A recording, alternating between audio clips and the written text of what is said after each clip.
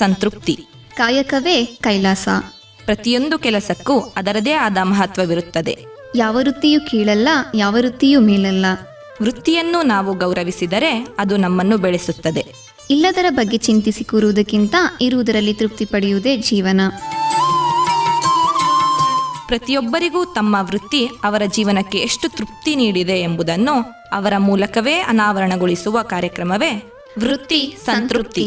ತಪ್ಪದೇ ಕೇಳಿ ನಿಮ್ಮ ನೆಚ್ಚಿನ ಜನಧ್ವನಿ ಬಾನುಲಿಯಲ್ಲಿ.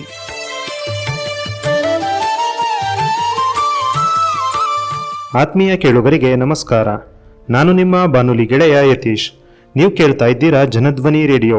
ಎಂದಿನಂತೆ ತಮಗೆಲ್ಲರಿಗೂ ವೃತ್ತಿ ಸಂತೃಪ್ತಿ ಕಾರ್ಯಕ್ರಮಕ್ಕೆ ಆತ್ಮೀಯವಾದ ಸ್ವಾಗತ. ಜಗತ್ತಿನಲ್ಲಿ ಸಾವಿರಾರು ವೃತ್ತಿಗಳಿವೆ. ಪ್ರತಿಯೊಂದಕ್ಕೂ ಅದರದ್ದೇ ಆದ ಬೆಲೆ ಇದೆ. ಆದರೆ ಹಗಲನ್ನು ರಾತ್ರಿಯಾಗಿಸಿ ತನ್ನ ನೋವನ್ನು ಮರೆತು ಪರರ ಮುಖದಲ್ಲಿ ನಗು ಮೂಡಿಸುವ ಕಲಾವಿದನ ಬದುಕು ಇದೆಯಲ್ಲ, ಅದು ಕೇವಲ ಒಂದು ವೃತ್ತಿಯಲ್ಲ, ಅದೊಂದು ಅದ್ಭುತವಾದ ಜೀವನ ಪ್ರೀತಿ. ಇವತ್ತು ನಮ್ಮ ಜೊತೆಗಿದ್ದಾರೆ ದಶಕಗಳಿಂದ ರಂಗಭೂಮಿಯ ಮೇಲೆ ಬಣ್ಣ ಹಚ್ಚಿ ಪ್ರೇಕ್ಷಕರನ್ನು ಮಂತ್ರಮುಗ್ಧಗೊಳಿಸುತ್ತಾ ಆರ್ಕೆಸ್ಟ್ರಾ ವೇದಿಕೆಗಳ ಮೇಲೆ ತಮ್ಮ ಧ್ವನಿಯ ಮೂಲಕ ಸಾವಿರಾರು ಸಂಜೆಗಳನ್ನು ಸ್ಮರಣೀಯವಾಗಿಸಿದ ಒಬ್ಬ ಅಪ್ಪಟ ಕಲಾವಿದರು. ಹಣ ಅಂತಸ್ತಿಗಿಂತ ಹೆಚ್ಚಾಗಿ ವೃತ್ತಿ ಸಂತೃಪ್ತಿ ಮತ್ತು ಜನರ ಪ್ರೀತಿಯೇ ಜೀವನದ ದೊಡ್ಡ ಆಸ್ತಿ ಎಂದು ನಂಬಿದವರು ಇವರು. ಬನ್ನಿ ಇವತ್ತು ಅವರ ಕಲಾಪಯಣದ ಏಳು ಬೀಳುಗಳು ಮತ್ತು ಈ ವೃತ್ತಿ ಅವರಿಗೆ ನೀಡಿದ ಆ ಅಪಾರವಾದ ತೃಪ್ತಿಯ ಬಗ್ಗೆ ಮಾತನಾಡೋಣ. ಸರ್, ಮೊದಲನೇದಾಗಿ ನಮ್ಮ ವೃತ್ತಿ ಸಂತೃಪ್ತಿ ಕಾರ್ಯಕ್ರಮಕ್ಕೆ ತಮಗೆ ಆತ್ಮೀಯವಾದ ಸ್ವಾಗತ ಸರ್. ಕೂಡ ಸ್ವಾಗತ.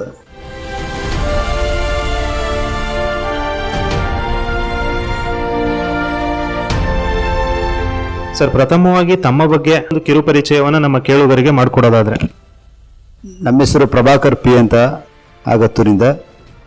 ನಾವು ಒಂದು ಬಾಲ್ಯದಲ್ಲೇ ನಮ್ಮ ಪೂರ್ವಿಕರು ಊರಿನ ಸುತ್ತ ನಮಗೆ ವಾರ ಶನಿವಾರ ಬತ್ತು ಅಂದರೆ ಊರ ಸುತ್ತ ಶನಿದೇವ್ರ ಭಜನೆ ಮಾಡೋರು, ಫೋಟೋ ಮೆರೆಸೋರು. ಹಿರಿಯರ ಜೊತೆ ನಾವು ಅವ್ರ ಜೊತೆ ಸಾಗುಡಿ ತಾಳವಾದ್ಯ ಇರ್ಬೋದು, ಜೊತೆಗೆ ದೇವ್ರ ಫೋಟೋ ಇಟ್ಕೋಬೋದು, ಗಂಧ ಕೈ ಇಟ್ಕೊಳ್ಳೋದು, ಧೂಪ ಇಟ್ಕೊಳ್ಳೋದು. ಆ ಥರ ಚಿಕ್ಕರಿಗೆ ನಮಗೆ ಅದು ಹವ್ಯಾಸ ಮಾಡ್ಕೊಬಂದ್ವಿ. ಅವ್ರ ವಯಸ್ಸಾಯ್ತಾಯ್ತು ನಮಗೆ ಸ್ವಲ್ಪ ಅವರು ಈ ಕಲೆಯಲ್ಲಿ ಒಂದು ಭಜನೆ, ದಾಸರ ಪದ, ಊಗ ಭೋಗ, ತತ್ವಪದ ಏನಿದೆ ಅದು ನಮಗೆ ಸ್ವಲ್ಪ ತಿಳ್ಕೊಳ್ಳಿ ಅಂತ ಮೊದಲು ನಮ್ಗೆ ಹೇಳ್ಕೊಡೋರು. ಹೇಳ್ಕೊಡೋ ಜೊತೆಗೆ ಆವಾಗಲಿಂದ ತಾಳ ಮತ್ತು ಕಂಜರ ಅವೆಲ್ಲ ಅವ್ರಿಗೆ ನಮಗೆ ಸ್ವಲ್ಪ ಹೇಳ್ಕೊಡ್ತಿದ್ರು. ಸೊ ನಾವು ಪ್ರೈಮರಿ ಮಿಡ್ಲ್ ಸ್ಕೂಲಿಂದ ಕೂಡ ನಮಗೆ ಈ ಕಲೆಯಲ್ಲಿ ತುಂಬ ಇಷ್ಟ ಇತ್ತು. ಆದರೆ ನಮಗೆ ಚಲನಚಿತ್ರಗೀತೆ ಈ ಥರದ ಬಗ್ಗೆ ಇದಕ್ಕಂದಾಗ ಗೊತ್ತಿಲ್ಲ ನಮಗೆ. ಆಗ ಭಕ್ತಿ ಗೀತೆ, ಭಜನೆ ಈ ರೂಪದಲ್ಲಿ ನಾವು ಬೆಳಕು ಬಂದಿರೋ ರೀತಿ. ತದನಂತರ ನಾವು ಹೈಸ್ಕೂಲು ಮತ್ತು ಕಾಲೇಜ್ ಮಟ್ಟಕ್ಕೆ ಬಂದಾಗ ಆವಾಗ ಸ್ವಲ್ಪ ನಮಗೆ ಈ ಭಜನೆಯಲ್ಲಿ ಹೆಚ್ಚಿನ ರೀತಿಯಲ್ಲಿ ಊರಲ್ಲಿ ದೇವಸ್ಥಾನಗಳಲ್ಲಿ ಹಬ್ಬ ದಿನಗಳಲ್ಲಿ ಒಂದು ಸಣ್ಣ ಸಣ್ಣ ಪ್ರೋಗ್ರಾಮ್ ಮಾಡೋಕ್ಕೆ ನಮಗೆ ಹಿರಿಯರು ಮತ್ತು ಅಕ್ಕಪಕ್ಕ ನಮ್ಮದು ಗ್ರಾಮಸ್ಥರು ಎಲ್ಲ ಕೇಳ್ಕೊಳ್ಳೋರು. ಸುಗಮ ಸಂಗೀತ ಆಗ್ಬೋದು, ಗೀತ ಗಾಯನ, ಭಜನೆ, ಕೆಲವೊಂದು ದೇವಸ್ಥಾನಗಳಲ್ಲಿ ದೇವ್ರ ಭಜನೆಗಳೆಲ್ಲ ಆ ಥರ ಅವಕಾಶ ಕೊಡೋರು. ಅವೆಲ್ಲ ಮಾಡ್ಕೊಂಡ್ವಿ. ಆಗ ಇನ್ನೂ ಸ್ವಲ್ಪ ವರ್ಷ ಆದಾಗ ಚಲನಚಿತ್ರಗೀತೆ ಬಗ್ಗೆ ಸ್ವಲ್ಪ ಅವಾಗ ನಾವು ತಿಳಿದ ಮಟ್ಟಿಗೆ ವಾರ್ತೆ ಮುಗಿದ ನಂತರ 3 ಗೀತೆ ಕೊಡೋರು. ನಾವು ಮಿಡ್ಲ್ ಸ್ಕೂಲ್ ಏನಿದೆ ಆವಾಗ ಹೋಗುವಾಗ ಆ ಒಂದು ರೆಕಾರ್ಡ್ ಬರೀಬೇಕಾದ್ರೆ ನಾವು ಆಕಾಶವಾಣಿಗೆ 3-4 ಪತ್ರ ನಾವೇನೇ ಬರೀತಿದ್ವಿ, 10 ಪೈಸೆ ಕಾರ್ಡು. ಯಾಕಂದರೆ ನಾವು ಈಗ ಕೇಳಿದಲ್ಲ ರೆಕಾರ್ಡು ಮತ್ತೆ ಮರುಪ್ರಸಾರ ಮಾಡಬೇಕಾದ್ರೆ ಅವ್ರಿಗೆ ಪತ್ರ ಜಾಸ್ತಿ ಬಿದ್ದರೆ ಮೈಸೂರಿಂದ ನಮಗೆ ನೆಕ್ಸ್ಟ್ ಇನ್ನೊಂದು ಸರಿ ಪ್ರಸಾರ ಮಾಡೋರು. ಈ ಮೊದಲು ಅರ್ಧ ಕೇಳಿದ್ರೆ ಅರ್ಧ ಬರೆದಿತ್ತು, ಇನ್ನು ಅರ್ಧ ಬರೀಬೇಕಾದ್ರೆ ಆ ರೆಕಾರ್ಡ್ ಇನ್ನೊಂದು ಸರಿ ಬರಬೇಕಾದ್ರೆ ಅದನ್ನೇ ಕಾಯೋರು. ಅಲ್ಲಿಂದ ಪ್ರಸಾರ ಮಾಡಬೇಕಾದ್ರೆ ನಾವು ಆ ರೆಕಾರ್ಡ್ ಕಾಯ್ಕೊಂಡು ಕೂತ್ಕೊಂಡು ಮತ್ತು ಪ್ರಸಾರ ಆದಾಗ ಅದನ್ನು ಬರ್ಕೊಂಡು ಅದನ್ನು ಕಲೆಕ್ಟ್ ಮಾಡ್ಕೊಂಡು ಆ ಗೀತೆಗಳು ಆವಾಗ ಚಲನಚಿತ್ರ ಇದೆ, ಹಳೆಯ ಗೀತೆಗಳು. ಈಗಲೂ ಅಷ್ಟೇ ನಾವು ಹಾಡು ಜಾಸ್ತಿ ಹೊಸ ಗೀತೆ ಏನು ಆಡೋಲ್ಲ. ಹಳೆಯ ಗೀತೆಗಳು ಒಂದು PB ಶ್ರೀನಿವಾಸ್ ಆಡಿರೋದು, ಘಂಟಸಾಲ ಆಡಿರೋದು, ರಾಜ್ಕುಮಾರ್ ಆಡಿರೋದು, ಎಷ್ಟು ಅದು ತುಂಬ ಹಳೆಯ ಕಾಲದ ಗೀತೆಗಳು ನಾವು ಜಾಸ್ತಿ ಇವಾಗಲೂ ಕೂಡ ಆಡೋದು. ಸರ್, ಇಂದಿನ ಒಂದು ಕಾಲದಲ್ಲಿ ಜನರು ಸ್ಥಿರವಾದ ಕೆಲಸದ ಒಂದು ಬೆನ್ನನ್ನು ಹತ್ತಾರೆ. ಏಕೆಂದರೆ ತಾವು ಮಾಡೋಂಥ ಕೆಲಸ ಸ್ಥಿರವಾಗಿದ್ದರೆ ತಮ್ಮ ಒಂದು ವೃತ್ತಿ ಜೀವನಕ್ಕೆ ಒಂದು ಸ್ಥಿರವಾದ ಬೆಂಬಲ ಸಿಗುತ್ತೆ ಅನ್ನೋ ಒಂದು ಉದ್ದೇಶದಿಂದ. ಇಂತಹ ಒಂದು ಸಂದರ್ಭದಲ್ಲಿ ನೀವು ಈ ಅನಿಶ್ಚಿತತೆಯಿಂದ ಕೂಡಿದಂತಹ ಈ ನಾಟಕ ಆಗಿರ್ಬೋದು, ಆರ್ಕೆಸ್ಟ್ರಾ ಆಗಿರ್ಬೋದು, ಈ ಕ್ಷೇತ್ರವನ್ನು ತಾವು ತಮ್ಮ ಸ್ವಂತ ವೃತ್ತಿಯನ್ನಾಗಿ ಮಾಡ್ಕೊಳ್ಳೋದಕ್ಕೆ ಏನು ಪ್ರೇರೇಪಣೆ ಆಯಿತು ಅನ್ನೋದ್ರ ಬಗ್ಗೆ ತಿಳಿಸೋದಾದರೆ. ಇದು ಕಲೆ ಅನ್ನೋದು ನಾವು ವೃತ್ತಿ ಅನ್ನೋಕ್ಕಾಗಲ್ಲ. ಯಾಕಂದ್ರೆ ನಮ್ಮ ವೃತ್ತಿ ಮೂಲ ವೃತ್ತಿ ವ್ಯವಸಾಯ ನಮ್ಮದು. ನಾವು ವರ್ಷ ಪೂರ್ತಿ ನಾವು ವ್ಯವಸಾಯ ಮಾಡೇ ಮಾಡ್ತೀವಿ, ಕೆಲಸ ಮಾಡದೇ ಜೀವನ ಮಾಡೋಕ್ಕಾಗಲ್ಲ. ಅದರಲ್ಲೂ ನಮ್ಮದು ಕೆಲವೊಂದು ಬೇಸಿಗೆ ಸಮಯದಲ್ಲಿ ಬಂದಾಗ ನಮಗೆ ಕೆಲಸಗಳಿರಲ್ಲ. ಅವಾಗ ಏನು ಮಾಡ್ತಾರೆ, ಅವಾಗ ಗ್ರಾಮದಲ್ಲಿ ಗ್ರಾಮ ದೇವತೆ ಹಬ್ಬ ಆಗ್ಬೋದು, ಮಾಮೂಲಿ ರಾಷ್ಟ್ರೀಯ ಹಬ್ಬಗಳಾಗ್ಬೋದು. ಆವಾಗ ಒಂದು ಪೌರಾಣಿಕ ನಾಟಕ, ಒಂದು ಶನಿದೇವ್ರ ಕತೆ, ನಳದ ಮಯಂತಿ, ಆ ಥರ ಪೌರಾಣಿಕ ಕಥೆಗಳು ಅವಾಗ ಕಲಿತಿದ್ವಿ. ಜೊತೆಲಿ ನಾವು ಸಣ್ಣ ಪುಟ್ಟ ಪಾತ್ರಗಳು ಮಾಡ್ತಿದ್ವಿ. ಆಮೇಲೆ ಅದಾದಮೇಲೆ ನಮ್ಮದು ಕಾಲೇಜ್ ಫೀಲ್ಡ್ ಬಂದಾಗ ಆಗ ಕೆಲವು ಸಾಮಾಜಿಕ ನಾಟಕಗಳು ಇದು ಮಾಡಿದ್ವಿ. ಅದಂತೂ ನಾವು ಸಾಕಷ್ಟು ಒಂದು 20-25 ನಾಟಕಗಳು ಆಡಿದ್ವಿ. ಈ ನಾಟಕ ಮತ್ತು ಕಲೆಯಿಂದ ನಮಗೆ ಅದರಿಂದ ಆದ ಲಾಸ್ ಏನೂ ಇಲ್ಲ. ನಾವು ಅದರಿಂದ ಏನೋ ದುಡ್ಡು ಕಳ್ಕೊಂಡಿಲ್ಲ, ಅದರಿಂದ ನಮಗೇನು ನೆಮ್ಮದಿ ನಾವು ಭಂಗ ಮಾಡ್ಕೊಂಡಿಲ್ಲ. ಆ ಕಲೆಯಿಂದ ನಮಗೆ ಇನ್ನೂ ಮನಸ್ಸು ಇನ್ನೂ ತುಂಬ ಚೆನ್ನಾಗಿರುತ್ತೆ, ಬಹಳ ಶಾಂತ ರೀತಿ ಇರುತ್ತೆ ಕಲೆ ಇದ್ದರೆ ಮತ್ತು ನಮಗೆ. ಈಗ ಉದಾಹರಣೆ, ಮಾಮೂಲಿ ವ್ಯಕ್ತಿ ಜೊತೆ ಮಾತಾಡೋಕ್ಕೂ ಕಲಾವಿದ್ರ ಜೊತೆ ಮಾತಾಡೋಕ್ಕೂ ಭಾರಿ ವ್ಯತ್ಯಾಸ ಇರುತ್ತೆ. ಕಲಾವಿದರು ಸಡನ್ನಾಗಿ ದುಡ್ಕೋಕ್ಕೆ ಹೋಗೋಲ್ಲ, ಅದು ಸ್ವಲ್ಪ ತಾಳ್ಮೆ ಇರುತ್ತೆ. ತಾಳ್ಮೆ ಬೇಕು ಅಂದರೆ ಆ ಕಲೆಯಲ್ಲಿ ತುಂಬ ಮಗ್ನರಾಗಿರ್ಬೇಕು. ಅಲ್ಲಿ ಹೆಚ್ಚಿನ ರೀತಿ ಗೌರವ ಇದ್ದರೆ ಅದು ಬೇರೆ ರೀತಿ ಪದಗಳಾಗಲಿ ರಫ್ ಆ್ಯಂಡ್ ಟಫ್ ಮಾತಾಡೋದಲ್ಲಿ ಆ ಥರ ಯಾರೂ ಮಾತಾಡೋದು. ಹಾಗಾಗಿ ನಮಗೆ ಒಂದು ಸೌಮ್ಯತೆಗೆ ಮಾತಾಡೋ ಒಂದು ಶೈಲಿ ಅದಲ್ಲ, ಅದು ನಮ್ಮ ಈ ಒಂದು ಕಲೆ ರಂಗದಲ್ಲಿ ನಮ್ಗೆ ಬೆಳೆದು ಬಂದ ರೀತಿ. ಹಾಗಾಗಿ ನಾವು ಅದರಿಂದ ಕಳ್ಕೊಂಡದ್ದೇನೂ ಇಲ್ಲ. ಅದರಿಂದ ಹೆಚ್ಚು ಜನಗಳನ್ನ ನಾವು ಹೆಚ್ಚಿನ ಸಂಪಾದನೆ ಮಾಡಿದಂಗೆ ಆಯಿತು. ಆ ಜನಗಳಿಂದ ಜಾಸ್ತಿ ಗೌರವ ಕೊಡ್ತಿದ್ರು. ನಾವು ಚಿಕ್ಕರಿಂದ ನಾವು ನಮ್ಮದು ಕಲೆ ಅಂದರೆ ಸಾವನ ಮನೆ ಭಜನೆಯಿಂದ ಹಿಡ್ದು ನಾಟಕವರೆಗೂ ಮಾಡ್ತಿದ್ವಿ. ಇದು ತೀರ್ಕೊಂಡವ್ರು ನಾವೆಲ್ಲ ಫ್ರೀ ಮಾಡ್ತಿದ್ವಿ ಭಜನೆ ಎಲ್ಲ. ಹಾಗಾಗಿ ನಾವು ಅಷ್ಟೊತ್ತು ಅಂತಿರಲಿಲ್ಲ. ಅವರು ಮಧ್ಯರಾತ್ರಿ ಬಂದಾಗ ಕರ್ಕೊಂಡವ್ರು ನಮ್ಮನ್ನು ಆಡೋಕ್ಕೆ, ಅವಳಿಂದ ನಾವು ಫ್ರೀ ಮಾಡ್ಕೊಬತ್ತಿದ್ವಿ. ಆವಾಗಿಂದ ನಮ್ಮದೇ ಒಂದು ಗೌರವ ಸ್ಥಾನಗಳು ನಮ್ಮ ಗ್ರಾಮದಲ್ಲಿ ಕೊಡ್ತಾರೆ. ಹಾಗಾಗಿ ನಮಗೆ ಕಲೆಯಿಂದ ನಮಗೇನೋ ಆ ಥರ ಬೇಜಾರೇನಿಲ್ಲ. ಇನ್ನೂ ಸಾಕಷ್ಟು ನಮಗೆ ಇತ್ತೀಚೆಗೆ ನಮಗೆ ಸರ್ಕಾರ ಮಟ್ಟದಲ್ಲಾಗ್ಬೋದು, ಕರ್ನಾಟಕ ಸಾಂಸ್ಕೃತಿಕ ಇಲಾಖೆಯಿಂದ ನಮಗೆ ಹಲವಾರು ಒಂದು ಪ್ರಸಿದ್ಧ ಪತ್ರ ಕೊಟ್ಟವ್ರೆ. ಈ ರಂಗದಲ್ಲಿ 24ನೇ ಇಸ್ವಿಯಲ್ಲಿ ನಮಗೆ ಡಾಕ್ಟರೇಟ್ ಆಗಿದೆ. ಹಾಗಾಗಿ ಅದರಲ್ಲೇ ನಮಗೆ ಒಂದು ಎಷ್ಟು ವರ್ಷ ಸರ್ವಿಸ್ ಇದೆ ಆಧಾರದ ಮೇಲೆ ನಮಗೆ ಒಂದು ಸನ್ಮಾನ ಮಾಡ್ತಾರೆ. ಪ್ರತಿ ವರ್ಷ ನಮಗೆ ಇಲಾಖೆಯಿಂದನೇ ಪ್ರಾಯೋಜಿತ ಕಾರ್ಯಕ್ರಮ ಕೊಡ್ತಾರೆ. ನಮ್ಮ ಹಬ್ಬದಲ್ಲಿ ಅಥವಾ ಒಂದು ಗ್ರಾಮದಲ್ಲಿ ಒಂದು ವೇದಿಕೆಯಲ್ಲಿ ಒಂದು ಕಾರ್ಯಕ್ರಮ ಮಾಡ್ಕೋಬೋದು. ಅವರೇ ಹಣ ಸಂಭಾವನೆ ನೀಡ್ತಾರೆ, 20,000 ರೂಪಾಯಿ. ಅದರೊಳಗೆ ನಾವು ವೇದಿಕೆ ಹಾಕೊಂಡು ನಾವು ಮಾಡ್ಕೋಬೇಕು. ಒಳ್ಳೆ ರೀತಿ ನಡೆದ್ರೆ ನಮಗೆ ಎಲ್ಲ ರೀತಿ ಸಪೋರ್ಟ್ ಮಾಡಿದ್ರೆ ಸರ್ಕಾರದ್ದು. ಸರ್, ಮೊದಲ ಬಾರಿಗೆ ತಾವು ಬಣ್ಣ ಹಚ್ಚಿದಾಗ ಅಥವಾ ವೇದಿಕೆಯ ಮೇಲೆ ಮೈಕ್ ಹಿಡಿದಾಗ ಸಿಕ್ಕಂತಹ ಮೊದಲ ಅನುಭವ ನಿಮಗೆ ನೆನಪಿದ್ರೆ ಆ ಒಂದು ಅನುಭವವನ್ನು ನಮ್ಮ ಕೇಳುಗರ ಜೊತೆ ಹಂಚ್ಕೊಳ್ಳೋದಾದ್ರೆ? ಪ್ರಥಮವಾಗಿ ನಮಗಿಂತ ಹಿರಿಯರು ಸಾಮಾಜಿಕ ನಾಟಕ ಸೇರಿದ್ರು. ಆವಾಗ ನಮಗೆ ಸ್ಟೇಜ್ ಪೇರ್ ಇತ್ತು. ಆವಾಗ ನೀನು ನಮ್ಮ ಜೊತೆಲಿ ಬರಬೇಕು ಅಂತವ್ರು. ನಾವಾಗ ಮಾತಾಡೋ ಒಂದು ಧೈರ್ಯ ಇರಲಿಲ್ಲ ಅವಾಗ ವೇದಿಕೆ ಮೇಲೆ. ಸೊ ಏನಪ್ಪ ಅಂದರೆ ಸಣ್ಣ ಪಾತ್ರೆ, ಸಾಹುಕಾರ ಅವರಾದರೆ ಸಾಹುಕಾರನ ಆಳಾಗಿ ನಮ್ಮ ಛತ್ರಿ ಇಟ್ಕೊಂಡು ಹೋಗೋದು. ಮೊದಲು ವೇದಿಕೆ ಮೇಲೆ ಬಂದು ನಾವು ಜನಗಳು ನೋಡಿದೆ ಅರ್ಧ ಭಯ ಆಗ್ತಿತ್ತು, ಜನಗಳ ಸಮೂಹ ನೋಡಿದಾಗ.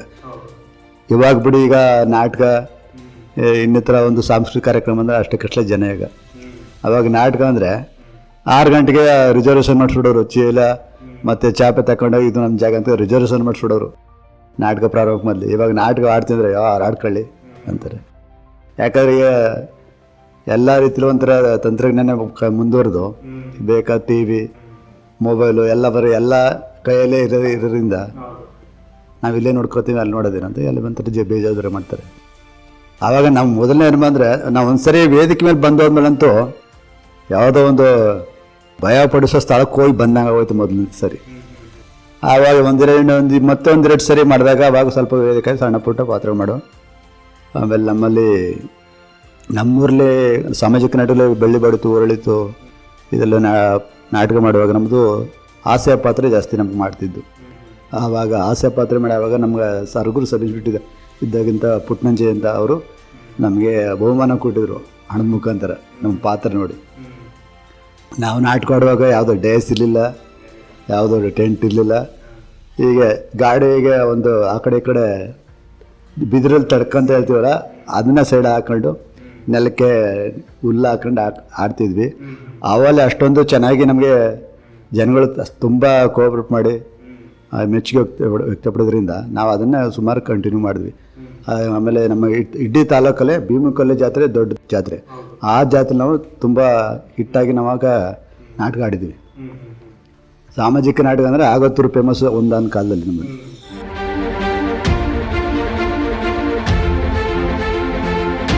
ಸರ್, ಈ ಒಂದು ಆರ್ಕೆಸ್ಟ್ರಾ ಮತ್ತು ನಾಟಕದ ಕ್ಷೇತ್ರಗಳಲ್ಲಿ ಈಗ ರಾತ್ರಿ ಎಲ್ಲ ತಾವು ಕೆಲಸ ಮಾಡೋದು ಇದ್ದೇ ಇರುತ್ತೆ, ಯಾಕೆಂದರೆ ತಮ್ಮ ಒಂದು ವೃತ್ತಿ ಸಂಬಂಧಪಟ್ಟಿರೋದೇ ರಾತ್ರಿಗೆ.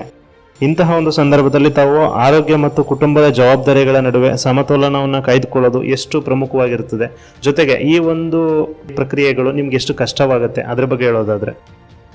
ಈಗ ಸಾಂಸ್ಕೃತಿಕ ಕಾರ್ಯಕ್ರಮ ಅಂದರೆ ನಾವು ನೈಟು ಒಂದು ಹರಿಕಥೆ ಆಗಲಿ ಒಂದು ಭಜನೆ ಆಗಲಿ ಹೋಗ್ತಾ ಇರ್ತೀವಿ. ಒಂದು ನೈಟ್ ಕಾರ್ಯಕ್ರಮ ಆಯಿತು ಅಂದರೆ ಇಡೀ ಒಂದು ರಾತ್ರಿ ಎಲ್ಲ ಆಗಿರುತ್ತೆ ನಮ್ಮದು ಹರಿಕಥೆ. ಅಂದರೆ ಉದಾಹರಣೆ ಒಂದು 10:30 ಕಂಬಸ್ ಆಗಿದ್ರೆ ಬೆಳಗಿನ ಜಾವ 4 ಗಂಟೆಗೆ ಸ್ಟಾಪ್ ಆಗುತ್ತೆ. ಸೊ ನಾವು ಅಲ್ಲಿಂದ ಬಂದಾಗ ವಿತೌಟ್ ರೆಸ್ಟು ಕೆಲಸ ಮಾಡೋಕ್ಕಾಗಲ್ಲ, ಸ್ವಲ್ಪ ರೆಸ್ಟ್ ಮಾಡಬೇಕಾಗತ್ತೆ. ನಮ್ಮ ಕೃಷಿಲೇನೆಂದರೆ ಬೆಳಗಿನ ಜಾವ ಹೋಗಿ ಕೆಲಸ ಮಾಡಿದ್ರೆ ಮಾಡ್ದಂಗೆ, ಬಿಸಿಲಲ್ಲಿ ಹೋಗಿ ಕೆಲಸ ಮಾಡೋಕ್ಕಾಗಲ್ಲ. ಹಾಗಾಗಿ ಕೆಲವೊಂದು ಸೀಸನಲ್ಲಿ ಈ ಕೃಷಿ ಕೆಲಸಗಳಲ್ಲೂ ಸ್ವಲ್ಪ ಹಿಂದೆ ಸ್ವಲ್ಪ ಲೇಟ್ ಆಗುತ್ತೆ ಕೆಲಸಗಳು ನಮ್ಮದು. ಹಾಗಾಗಿ ಬಿಟ್ಟರೆ ಅದು ಬೆಳವಣಿಗೆಲ್ಲ ಅಭಿವೃದ್ಧಿ ಏನು ತೊಂದರೆ ಏನಿಲ್ಲ. ಆರೋಗ್ಯ ನಿದ್ದೆ ಗಿಡೋದ್ರಿಂದ ನಮಗೇನು ತೊಂದರೆ ಇಲ್ಲ, ಯಾಕಂದರೆ ಅದು ಸುಮಾರು ವರ್ಷದಿಂದ ಅದು ಅಭ್ಯಾಸ ಆಗಿದೆ ನಮಗೆ. ಈಗ ನಿನ್ನೆ ರಾತ್ರಿ ನಾವು ಪ್ರೋಗ್ರಾಮ್ ಹೋಗಿ ಇವತ್ತು ರಾತ್ರಿ ನಾವು ಬೆಳಗ್ಗೆ ಒಂದು 2-3 ಗಂಟೆ ನಿದ್ದೆ ಹೊಡಿತದೆ, ಸೇಮ್ ಅಷ್ಟೇ ಟೈಮ್ಸು ತಿರ್ಗಾ ಆ ದಿನ ರಾತ್ರಿ ನಾವು ಸ್ಪೆಂಡ್ ಮಾಡ್ತೀವಿ. ಅದು ನಮ್ಗೆ ಅಭ್ಯಾಸ ಆಗಿದೆ. ಆಮೇಲೆ ನಾವು ಹೊರಗಡೆ ಕಾರ್ಯಕ್ರಮಕ್ಕೆ ಹೋದಾಗ ನಮಗೆ ಆ ಕಡೆ ಹೋದ್ವಲ್ಲ ಈ ಕಡೆ ಏನಾಯ್ತು ಅಂತ ಆ ಥರ ನಾವು ಆತಂಕ ಪಟ್ಕೊಂಡು ಅಲ್ಲಿ ಕಾರ್ಯಕ್ರಮ ಮಾಡೋಕ್ಕಾಗಲ್ಲ. ಸೊ ಇಲ್ಲಿ ನಮ್ಮ ತಾಯಿ ಇರ್ತಾರೆ, ಎಲ್ಲ ಮಕ್ಕಳೆಲ್ಲ ಇರ್ತಾರೆ, ಅಕ್ಕಪಕ್ಕ ನಮ್ಮ ನೆರೆಯವರೆಲ್ಲ ಎಲ್ಲ ಚೆನ್ನಾಗಿರೋದ್ರಿಂದ ನಮ್ಗೆ ಯಾವ ಥರ ಆ ಥರ ಆತಂಕ ಆಲೋಚನೆ ಆ ಥರ ಬರೋಲ್ಲ. ನಾವು ಇಲ್ಲಿ ಆ ಥರ ಆಲೋಚನೆ ಮಾಡಿದ್ರೆ ನಾವು ಆ ಕಾರ್ಯಕ್ರಮ ಮಾಡೋಕ್ಕಾಗಲ್ಲ, ನಮ್ಮ ಮನಸ್ಥಿತಿ ಸರಿಯಾಗಿರಲ್ಲ. ಆಗ ಎಲ್ಲ ನಮಗೆ ಒಂದು ಸುವ್ಯವಸ್ಥೆ ಅನುಕೂಲ ಇರೋದ್ರಿಂದ ನಾವು ಆ ರಂಗದಲ್ಲಿ ಒಂದು ಮುಂದುವರಿಯೋಕ್ಕೆ ಅವಕಾಶ. ಹಾಗಾಗಿ ಆ ಥರ ಆತಂಕ ಪಡುವಂಥ ವಿಷಯಗಳು ನಮ್ಗೆ ಇದುವರೆಗೂ ಕೂಡಿ ಬಂದಿಲ್ಲ. ಎಲ್ಲ ರೀತಿಯಲ್ಲೂ ಸಪೋರ್ಟ್ ಮಾಡ್ತಾರೆ ನಮ್ಮ ಮನೇಲಿ, ನಮ್ಮ ಆಗ್ಬೋದು, ತಮ್ಮ ಆಗ್ಬೋದು, ನಮ್ಮ ಮಕ್ಕಳು ಎಲ್ಲರೂ. ಹಾಗಾಗಿ ನಮ್ಗೆ ಯಾವ ಥರ ಈ ಕಲೆಯಲ್ಲಿ ನಮಗೆ ಬೇಸರ ಏನೋ ಅನಿಸಿಲ್ಲ, ಯಾಕಂದರೆ ಕಲೆಗೆ ಆಗಲಿ ಒಂದು ವಿದ್ಯೆಗೆ ಆಗಲಿ ಕೊನೆ ಇಲ್ಲವಲ್ಲ ಸರ್. ಹಾಗಾಗಿ ನಾವೆಲ್ಲ ಮುಗಿಸ್ಬಿಡ್ತೀವಿ ನಾ ಕಲೆ ಇದರಲ್ಲಿ. ನಾವು ಇದರಲ್ಲೇ ಒಂದು ಚಿಕ್ಕ ಗಿಡ ಅಷ್ಟೇ. ಎಮ್ಮರು ಸಾಧನೆ ಮಾಡೋರು ಸಾಕಷ್ಟು ಸಾಧಕರಿದ್ದಾರೆ, ಅವರಲ್ಲೇ ಅದು ಅಷ್ಟು ನಾವು ಮುಂದುವರೆಯೋಕ್ಕೆ ಅಲ್ಲಿಗಂಟ ದೇವರು ಆಯಸ್ಸು ಆರೋಗ್ಯ ಕೊಟ್ಟು ಆ ಕಡೆ ನಾವು ಪ್ರಯತ್ನ ಪಡ್ತೀವಿ. ಸರ್, ಆರ್ಥಿಕವಾಗಿ ಇಂದಿನ ದಿನಮಾನಗಳಲ್ಲಿ ಏರಿಳಿತಗಳಿದ್ದರೂ ಸಹ ಎಂದಾದರೂ ನಿಮಗೆ ಈ ವೃತ್ತಿಯನ್ನು ಬೇಸರ ಬಂದು ಈ ವೃತ್ತಿಯನ್ನು ಅಥವಾ ಕಲೆಯನ್ನು ಇಲ್ಲಿ ತನಕ ಮಾಡಿರೋದು ಸಾಕು, ಬಿಟ್ಬೋಣ, ಇಲ್ಲಿ ತನಕ ಮಾಡಿದ್ದು ಸಾಕಾಗಿದೆ ಈ ವೃತ್ತಿ ನನಗೆ ಅಂತ ಯಾವಾಗಲಾದರೂ ಅನಿಸಿದೆಯಾ? ಅದ್ರ ಬಗ್ಗೆ ತಿಳಿಸೋದಾದರೆ? ಇಲ್ಲ ಸರ್, ಆ ಥರ ಈ ಕಲಾ ವೃತ್ತಿಯಿಂದ ನಾವು ಆರ್ಥಿಕವಾಗಿ ಹಿಂದೆ ಇದ್ದಿನಂತ ನಮ್ಗೆ ಯಾವತ್ತೂ ಅನಿಸಿಲ್ಲ. ಯಾಕಂದರೆ ನಮ್ಮದು ಮೂಲ ಕಸಬು ಅಂದರೆ ವ್ಯವಸಾಯ. ನಿಮ್ಗೆ ಗೊತ್ತು, ವ್ಯವಸಾಯ ಅಂದರೆ ಪೂರ್ವಭಾವಿ ನಾವು ಬಂಡವಾಳ ಹಾಕ್ತಾನೆ ಯಾವ ಕೆಲಸನೂ ಮಾಡೋಕ್ಕಾಗಲ್ಲ. ನಾವು ಬಂಡವಾಳ ಹಾಕ್ಬೇಕು ಅಂದರೆ ಈಗ ನಮ್ಮ ತವಿಲ್ಲ ಅಂದರೆ ಇನ್ನೊಬ್ಬರ ಹತ್ರ ಸಾಲ ಮಾಡಾಕ್ಬೇಕು. ನಾವು ಸಾಲ ಮಾಡೋ ಅವಶ್ಯಕತೆ ಇಲ್ಲ, ಯಾಕಂದ್ರೆ ನಮ್ಮ ಕಲೆಯಲ್ಲೇ ಸಾಕಷ್ಟು ನಮಗೆ ಗೌರವಧನ ಸಿಗುತ್ತೆ. ಅದೆಲ್ಲ ಕೂಡ್ಕೊಂಡು ನಾವು ಇನ್ನು ಮೂಲ ಕಸಬು ಹಾಕ್ತೀವಿ, ಅದು 6 ತಿಂಗಳಾಗ್ಬೋದು, ವರ್ಷ ಆಗ್ಬೋದು, ಬರುತ್ತೆ ಅದು ಅದೇ.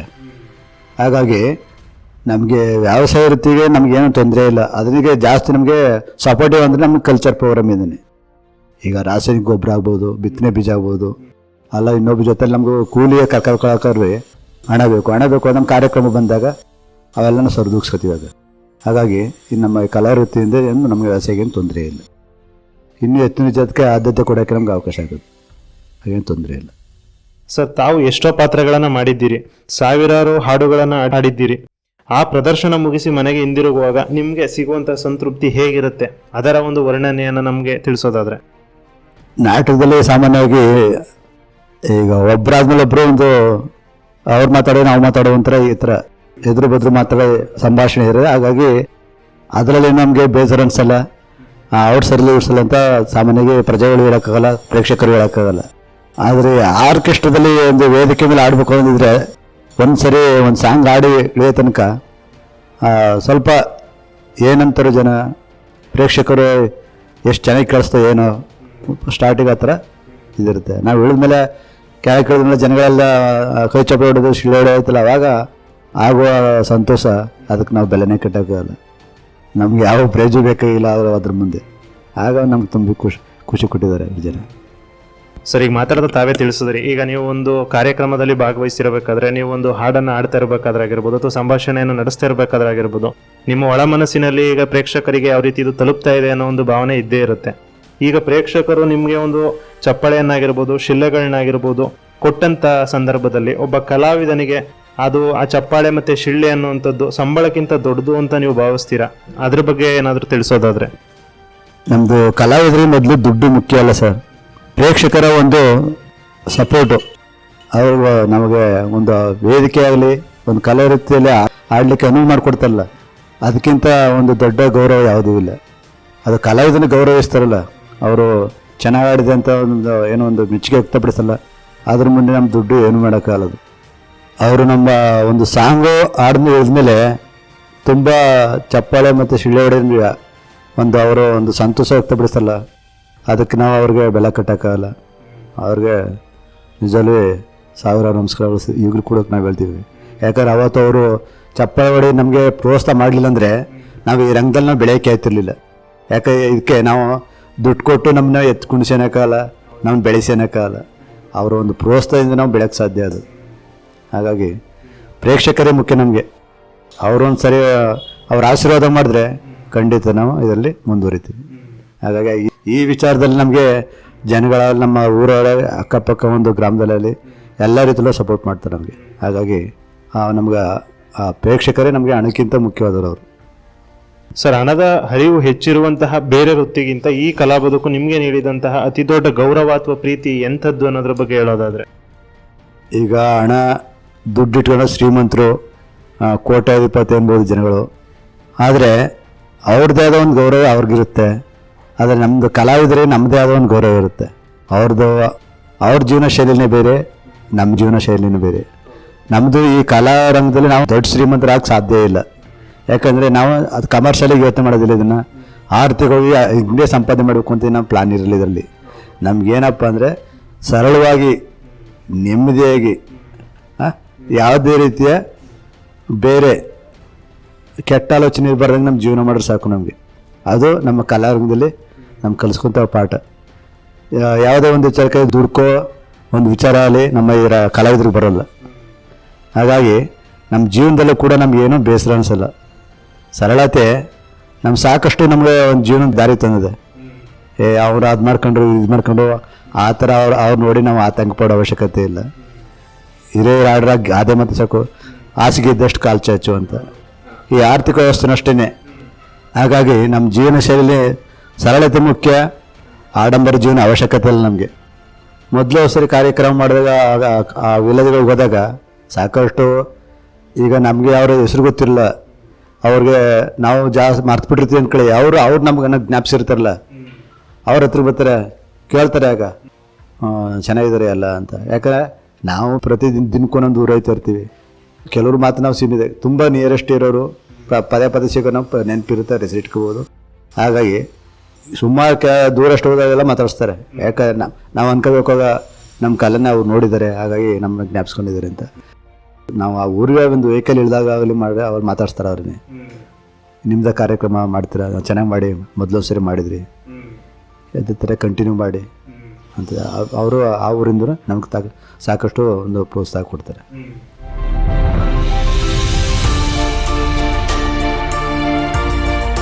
ಸರ್, ಇತ್ತೀಚಿನ ದಿನಗಳಲ್ಲಿ ಈ ಡಿಜಿಟಲ್ ಮಾಧ್ಯಮಗಳಿಂದಾಗಿ ಈಗ ಲೈವ್ ಆರ್ಕೆಸ್ಟ್ರಾ ಮತ್ತು ನಾಟಕಗಳಿಗೆ ಬೇಡಿಕೆ ಕಡಿಮೆ ಆಗ್ತಾ ಇದೆ ಅಂತ ಎಲ್ರಿಗೂ ಸಹ ಗೊತ್ತಿರೋಂಥ ವಿಷಯ. ಇಂತಹ ಒಂದು ಸಂದರ್ಭದಲ್ಲಿಯೂ ನಿಮ್ಮ ಒಂದು ವೃತ್ತಿಪರತೆಯನ್ನು ಹೇಗೆ ಉಳಿಸ್ಕೊಂಡು ನೀವು ಮುಂದುವರಿಸ್ಕೊಂಡು ಹೋಗ್ತಾ ಇದ್ದೀರಾ, ಅದ್ರ ಬಗ್ಗೆ ಹೇಳೋದಾದರೆ. ಡಿಜಿಟಲ್ ಅಂದಾಗ ಕೆಲವೊಂದು ವಿಚಾರಕ್ಕಷ್ಟೇ ಡಿಜಿಟಲ್ಲು. ನಮ್ಮ ನಾಟಕಕ್ಕೇನು ಡಿಜಿಟಲ್ ಏನಿಲ್ಲ, ಅದು ಮ್ಯಾನ್ಯುವಲ್ ಆಗಬೇಕು. ಈಗ ಉದಾಹರಣೆ ನಾನು ಹೇಳಿದೆ, ಈಗ ಒಬ್ಬರು ಮರಣ ಹೊಂದಿರ್ತಾರೆ, ಅವ್ರಿಗೆ ನಾವು ರಾತ್ರಿ ಜಾಗರಣೆ ಮಾಡಬೇಕು, ಅವ್ರಿಗೆ ಶೋಕಗೀತೆ ಆಡಬೇಕು, ಭಾವಗೀತೆ ಆಡಬೇಕು, ದಾಸರ ಪದಗಳು ಆಡಬೇಕು. ನಾವು ಅಲ್ಲಿ ಡಿಜಿಟೀಕರಣ ಏನು ಬಳಸಂಗಿಲ್ಲ. ಹಾರ್ಮೋನಿಯಂ ನುಡಿಸ್ಬೇಕು, ತಬಲೆಯನ್ನು ನುಡಿಸ್ಬೇಕು, ತಾಳನೆ ಹೊಡಬೇಕು. ಅಲ್ಲಿ ನಾವು ಯಾವ ತಂತ್ರಗಿಂತ್ರ ಏನು ಅಳವಡಿಸೋಕ್ಕಾಗಲ್ಲ, ಮ್ಯಾನ್ಯುವಲ್ಲಿದೆ. ಅವ್ರು ಮ್ಯಾನ್ಯುವಲ್ಲೇ ಆಡ್ದೇ ಅವರು ಜನ ಕೂತ್ಕೊಳ್ಳೋದು ಕೇಳೋದು.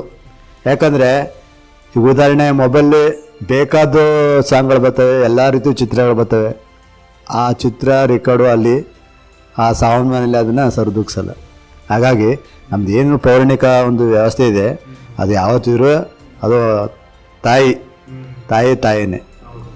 ಹಾಗಾಗಿ ಪೌರಾಣಿಕ ಒಂದು ಹಿಂದೆ ಒಂದು ಇರ್ತಕ್ಕಂಥ ಬೆಲೆ ಯಾವತ್ತಿಗೂ ಕಡಿಮೆ ಆಗಲ್ಲ. ಉದಾಹರಣೆ ಪೌರಾಣಿಕ ನಾಟಕನೂ ಅಷ್ಟೇ. ನಮ್ಮ ಹಳ್ಳಿಲಿ ಇತ್ತೀಚೆಗೆ ಕಡಿಮೆ ಆಗ್ಬೋದು, ಆದರೆ ಈಗಲೂ ಕೂಡ ಸಿಟಿಲಿ ಪೌರಾಣಿಕ ನಾಟಕ ಆಡ್ತಾ ಇದ್ದಾರೆ. ಕಲಾಮಂದಿರ, ಕಿರುರಂಗ ಮಂದಿರದಲ್ಲಿ ಪ್ರತಿ ಭಾನುವಾರ ಆಡ್ತಾರೆ. ಮೈಸೂರಿನ ಒಂದು ಟೌನ್ ಹಾಲಲ್ಲಿ ಪ್ರತಿ ವಾರನೂ ಆಡ್ತಾರೆ, ಪೌರಾಣಿಕ ನಾಟಕನೇ ಆಡ್ತಾರೆ. ಮೊದಲು ನಮ್ಮ ಹಳ್ಳಿ ಚೆನ್ನಾಗಿ ಆಡ್ತಿದ್ರು, ಈಗ ಹಳ್ಳಿಲಿ ಸ್ವಲ್ಪ ಕಡಿಮೆ ಆಯ್ತೈತೆ. ಅಂದರೆ ನಮ್ಮ ಹಳ್ಳಿಲಿ ಗ್ರಾಮೀಣ ಒಂದು ಗ್ರಾಮ ದೇವತೆ ಹಬ್ಬ, ಊರ ಹಬ್ಬಕ್ಕೆ ಮಾತ್ರ ಪೌರಾಣಿಕ ನಾಟಕ ಅಷ್ಟೊಂದು ಆಡೇ ಆಡ್ತಾರೆ. ಆದರೆ ವರ್ಷದಲ್ಲಿ 2-3 ಆಡೋಕ್ಕಾಗಲ್ಲ, ವರ್ಷಕ್ಕೊಂದು ಕಡ್ಡಾಯವಾಗಿ ಆಡ್ತಾರೆ. ನಮ್ಮ ಸ್ನೇಹಿತರೆ ಒಂದು ಶ್ರೀಕೀರ್ತಿ ನಾಟಕ ಮಂಡಳಿಯಿಂದ ಮಾಡೋರೆ, ಅವ್ರು ಪ್ರತಿ ವರ್ಷ ಆಡೇ ಆಡ್ತಾರೆ. ಶನಿದೇವ್ರ ನಾಟಕ ಆಗ್ಬೋದು, ಇನ್ನೊಂದು ಆಗ್ಬೋದು. ಸರ್, ಹೊಸ ತಲೆಮಾರಿನ ಕಲಾವಿದರಿಗೆ ನೀವು ನೀಡುವಂತಹ ಸಂದೇಶ ಏನು? ಕಲೆಯಲ್ಲಿ ಸಂತೃಪ್ತಿ ಮುಖ್ಯನಾ ಅಥವಾ ಯಶಸ್ಸು ಮುಖ್ಯನಾ? ಮೊದಲು ಯಶಸ್ಸು ಮುಖ್ಯ ಸರ್. ನಾವೊಂದು ಕಾರ್ಯಕ್ರಮದಲ್ಲಿ ಯಶಸ್ಸಾಯ್ತು ಅಂದರೆ ಸಂತೃಪ್ತಿ ಆಟೋಮೆಟಿಕ್ ಬಂದೇ ಬರುತ್ತೆ. ನಿಮ್ಮ ಕಾರ್ಯಕ್ರಮ ತುಂಬ ಚೆನ್ನಾಗಿತ್ತು ಅಂದರೆ ಅದಕ್ಕಿಂತ ತೃಪ್ತಿ ಯಾವುದೂ ಇಲ್ಲ. ಮೊದಲು ಯಶಸ್ಸಾಗಬೇಕು ಒಂದು ಕಲೆಯಲ್ಲಿ. ಯಾವುದೇ ಒಂದು ಕಲೆ, ಈಗ ಒಂದು ಸರಿ ಮಿಸ್ಟೇಕ್ ಆದರೆ ಇನ್ನೊಂದು ಸರಿ ಮಿಸ್ಟೇಕ್ ಆಗಬಾರ್ದು. ಆ ಥರ ನಾವು ಅಭ್ಯಾಸ ಮಾಡ್ಕೋಬೇಕು, ನಿಖರತೆ ಇರಬೇಕು. ನಮಗೆ ನಾವು ಇದು ಮಾಡ್ಕೋಕ್ಕಾಗಲ್ಲ. ಆ ವೃತ್ತಿ ಜನಗಳಿಗೆ ಚೆನ್ನಾಗಿ ನಮ್ಮದು ಕಲೆಯಲ್ಲಿ ಅವ್ರಿಗೆ ಮಂದಟ್ಟು ಮಾಡಬೇಕು.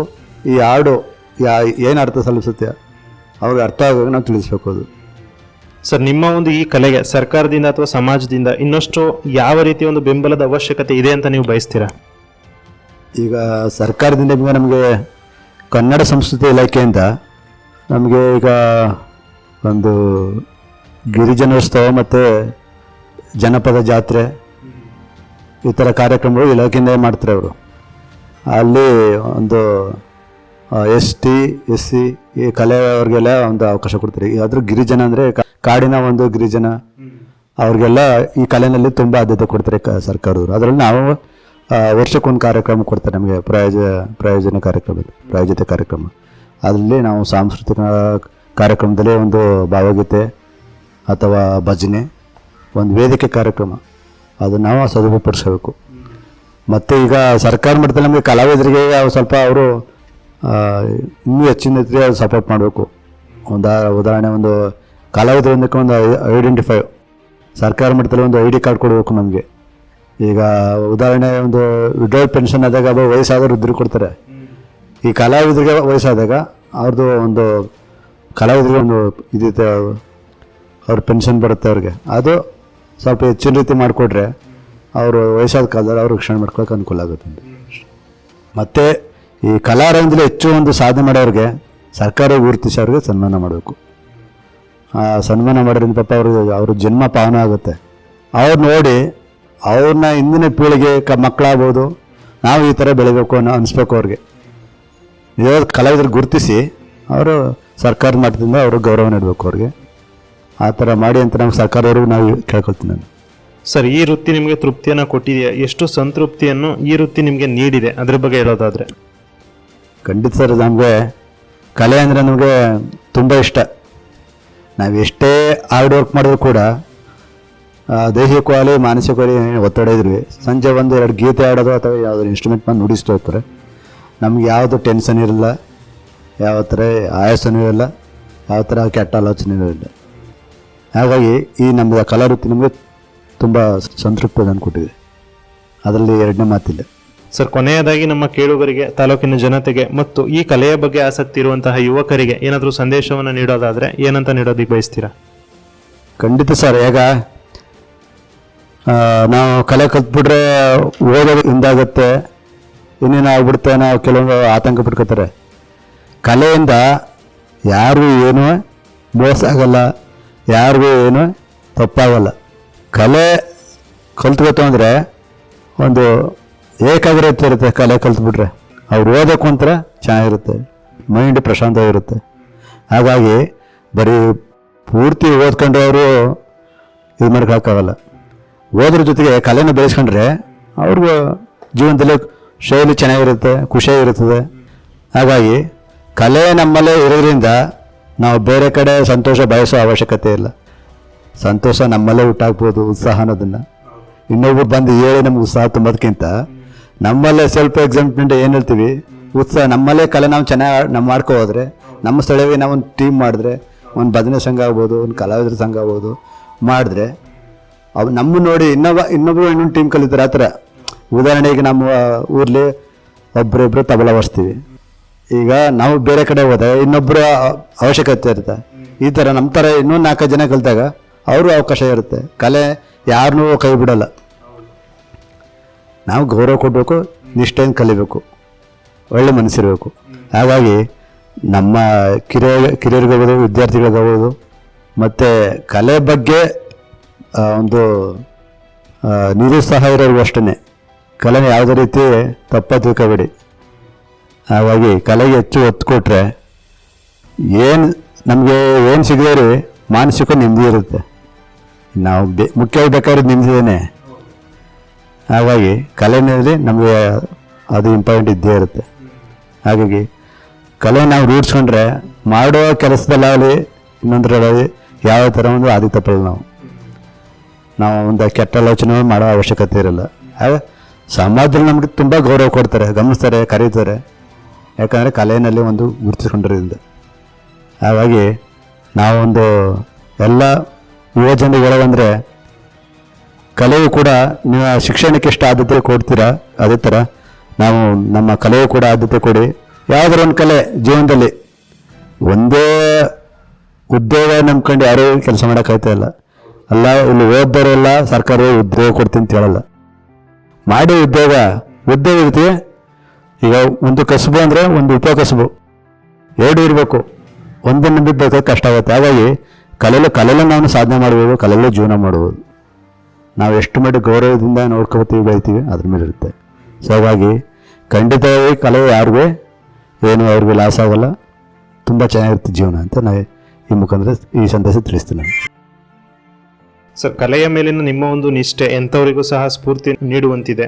ಜೀವನದ ಒಂದು ಏಳು ಬೀಳುಗಳ ನಡುವೆ ಕಲೆಯನ್ನೇ ಉಸಿರಾಗಿಸಿಕೊಂಡ ನಿಮ್ಮ ಬದುಕು ಹೀಗೆ ಸುಗಮವಾಗಿ ಮುಂದುವರಿಯಲಿ ಅಂತ ಬಯಸ್ತಾ, ಆತ್ಮೀಯ ಶ್ರೋತೃಗಳೇ, ಇಂದು ನಾವು ಪಿ ಪ್ರಭಾಕರ್ ಅವರ ಬದುಕಿನಲ್ಲಿರುವ ವೃತ್ತಿ ಸಂತೃಪ್ತಿಯನ್ನು ಕಂಡುಕೊಂಡೆವು. ಕೇವಲ ಹಣಗಳಿಕೆಗಿಂತ ತಮ್ಮ ಕೆಲಸದಲ್ಲಿ ಗೌರವ, ಕೌಶಲ್ಯ ಮತ್ತು ಕಲೆಯ ವೃತ್ತಿಯಲ್ಲಿ ನಿಜವಾದ ಸಂತೋಷ ಇರುವುದು ಎಂದು ನಾವು ಅವರ ಮಾತಿನಿಂದ ಅರಿತುಕೊಂಡೆವು. ನಮ್ಮೊಂದಿಗೆ ಮಾತನಾಡಿ ತಮ್ಮ ಅಮೂಲ್ಯ ಸಮಯ ಮತ್ತು ಅನುಭವಗಳನ್ನು ಹಂಚಿಕೊಂಡ ಶ್ರೀಯುತ ಪಿ ಪ್ರಭಾಕರ್ ಅವರಿಗೆ ನಮ್ಮಿಂದ ಹಾಗೂ ಸಮಸ್ತ ಜನಧ್ವನಿ ಕೇಳುಗರಿಂದ ಹೃತ್ಪೂರ್ವಕ ಧನ್ಯವಾದಗಳು ಸರ್. ನಿಮ್ಗೆ ಕೂಡ ಧನ್ಯವಾದಗಳು. ತಾಲೂಕಿನ ಎಲ್ಲ ಯುವ ಕೇಳುಗರಿಗೆ ನಮ್ಮ ಅನಂತ ಧನ್ಯವಾದಗಳು. ಮತ್ತಷ್ಟು ಆಸಕ್ತಿದಾಯಕ ವ್ಯಕ್ತಿಗಳು ಮತ್ತು ಅವರ ವೃತ್ತಿ ತೃಪ್ತಿಯ ಕಥೆಗಳೊಂದಿಗೆ ಮುಂದಿನ ವಾರ ಮತ್ತೆ ಭೇಟಿಯಾಗೋಣ. ಅಲ್ಲಿಯವರೆಗೂ ಕೇಳ್ತಾ ಇರಿ ಜನಧ್ವನಿ ಸಮುದಾಯ ಬಾನುಲಿ ಕೇಂದ್ರ 90.8 ಕಂಪನಾಂಕದಲ್ಲಿ ಸರಗೂರಿನಿಂದ ಪ್ರಸಾರವಾಗುತ್ತಿದೆ. ಧನ್ಯವಾದಗಳು.